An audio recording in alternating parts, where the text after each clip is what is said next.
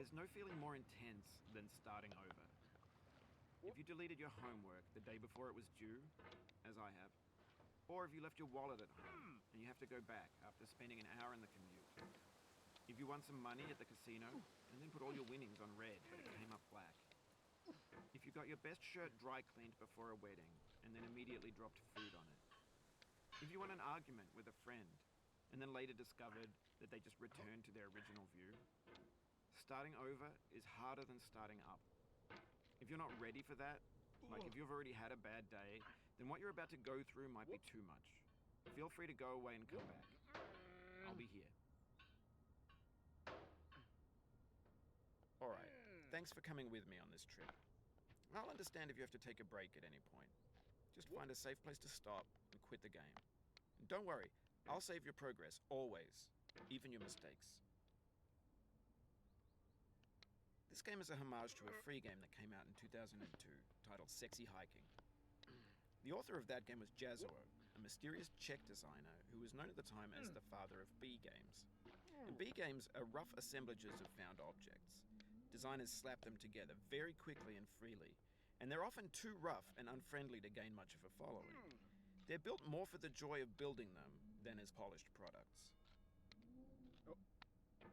In a certain way, Sexy Hiking is the perfect embodiment of a B game.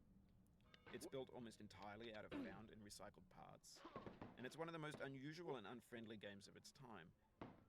In it, your task is simply to drag yourself up a mountain with a hammer. And that act of climbing, in the digital world or in real life, has certain essential properties that give the game its flavor. No amount of forward progress is guaranteed. Some cliffs are too sheer or too slippery, and the player is constantly, unremittingly in danger of falling and losing everything. Anyway, when you start Sexy Hiking, you're standing next to this dead tree that blocks the way to the entire rest of the game. It might take you an hour to get over that tree, and a lot of people never got past it. You prod and you poke at it, exploring the limits of your reach and your strength, trying to find a way up and over. And there's a sense of truth in that lack of compromise. Most obstacles in video game worlds are fake. You can be completely confident in your ability to get through them once you have the correct method or the correct equipment or just by spending enough time. In that sense, every pixelated obstacle in Sexy Hiking is real. The obstacles in Sexy Hiking are unyielding, and that makes the game uniquely frustrating. But I'm not sure Jazuo intended to make a frustrating game. The frustration is just essential to the act of climbing, and it's authentic to the process of building a game about climbing. A funny thing happened to me as I was building this mountain. I'd have an idea for a new obstacle, and I'd build it, test it, and it would usually turn out to be unreasonably hard. But I couldn't bring myself to make it easier. It already felt like my inability to get past the new obstacle was my fault as a player rather than as a builder.